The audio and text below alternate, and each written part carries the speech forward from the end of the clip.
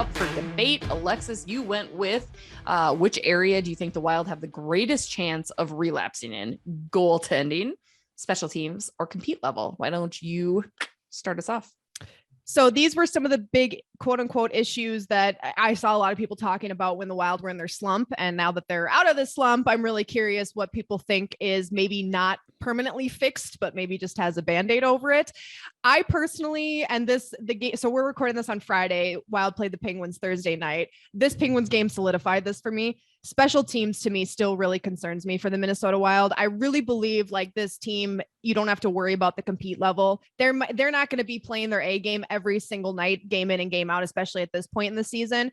But this team has shown us time and time again that they will compete. They will give their all night in and night out. And the product might not be there, but they will try their damnedest to give it 100%. And I really think that the goaltending has had a resurgence. I really love the addition of Fleury, and I think we've got a good tandem here with those two. So special teams to me is the biggest issue because especially come playoff time, penalties are so rarely called in playoff hockey because A, players tighten up. They're not playing as sloppy. They're not taking as many penalties. And B, officials, not that they're more lenient, but they're not going to call some maybe of the softer calls you see called in the regular season. So power plays and penalty kills are fewer in the playoffs. So that means that if you're not good on special teams, if you can't score a power play goal, if you can't kill a penalty, those can sometimes be the deciding goal in a playoff game. And time and time again, the Wild have shot themselves in the foot with special teams, they went on a stretch where they couldn't kill a penalty to save their lives. And even,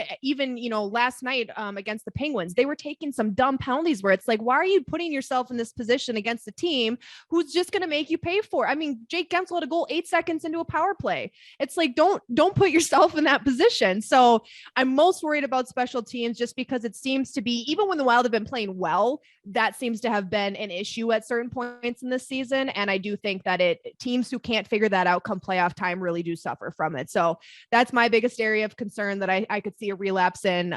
Jesse, is there an area that still possibly concerns you?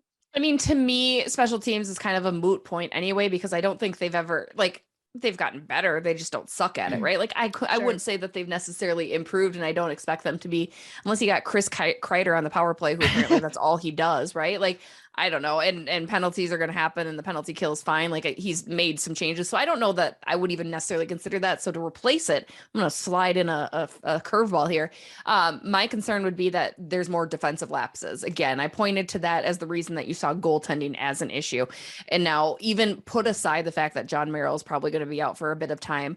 You got Alex Goligoski slotting in, but I think Kulikov didn't look so sharp the other night against Pittsburgh. And so I'm more concerned about the defense starting to really struggle, whether that be from injury, whether that just be from misplays or playing almost too tight sometimes. Because I think that's where you saw the success in Minnesota early on, was the fact that they were able to push the play, right? I kept crediting that, the defense is finally jumping in, and you saw Jared Spurgeon do a little bit of that last night. Mm-hmm. He's the one that started that game-tying goal for Kirill Kaprizov by plucking it off in the neutral zone. But defense is the one area that I'm just they've tightened up and they've made it good. But again, are they good enough, right? Can they continue to stop this? And again, right now they've been playing good. I like how they've been playing, but that's my area that I worry holes start to falter again, whether that be from injury or whether that just be from sloppy play. That's the one area that I am concerned might relapse and could, the promising thing is I like the tandem now, guys. I was just going to ask you that. I'm okay with it. Do you think that if the Wild defense starts to lapse, we have seen them, especially in that slump, do you think the goaltending tandem now, whether that's Fleury or Talbot and net, is strong enough to overcome that? Or do you think that would then push them into some more bad play like we saw earlier? How do you think it would go now? Great question. And again, I have not been kidnapped. I like this goaltending tandem. That was a great tweet, by the way. So good.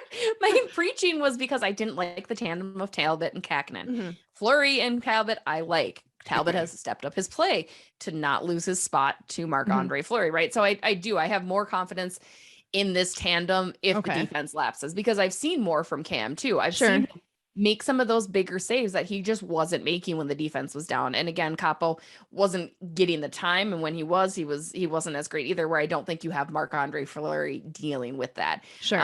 So yeah, no, I think I have confidence moving forward in the goaltenders as they are, even if that means alternating them back and forth, which Dean might do up until playoffs. But yeah, I think the defense is more my concern. Again, that doesn't necessarily mean I think the relapse would cause them to lose more games, but it just is going to make you rely on the goaltending, which is going to be a good thing, I think, because everybody knows, again, in the playoffs, that's what matters. So if you can, maybe it'll might test your goaltending a little bit more, and we might get a glimpse as to what we really have and how strong it really is. But no, I guess it doesn't leave me as concerned to have the puck slip through some holes in the defense to the goalies, knowing the two that would be back there. Well, and to your point with defense too, even if you have faith in your goalies to make the saves, no matter how difficult or easy the save is, if your defense isn't playing at the top of its game, that means you're spending more time defending because you're probably having issues getting the puck out of the zone. The forecheck is probably forcing you into plays you don't want to be making because you can't get it out.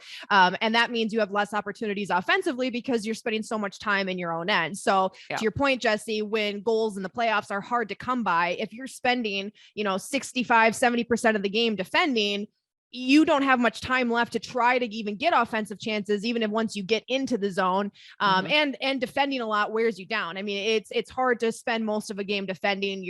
Both your forwards and defensemen are going to get tired. Your goalie's going to get tired from facing so many shots. So I agree that even if you have faith in the goalies to make the saves, it really just makes everybody's job a little bit more difficult when defense is making mistakes and everyone's trying to make up for it and not exert so much of their energy in the defensive zone. So I think that's a good point.